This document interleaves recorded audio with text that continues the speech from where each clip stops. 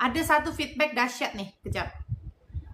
Akak minum teh herba cantik, akak dah tak makan pil darah tinggi lagi. Pagi-pagi sekarang dah boleh jogging 5 round. Saraf kaki pun tak sakit. Terbaik teh herba cantik nih.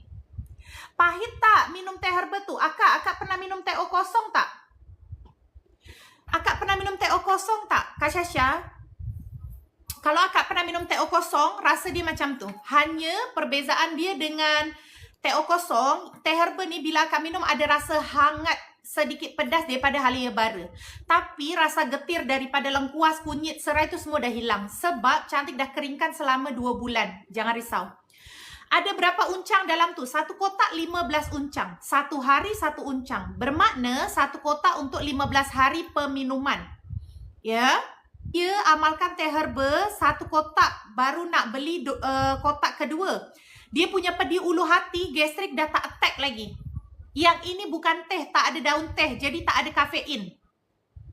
Dia adalah jamu. Ya, yang cantik keringkan.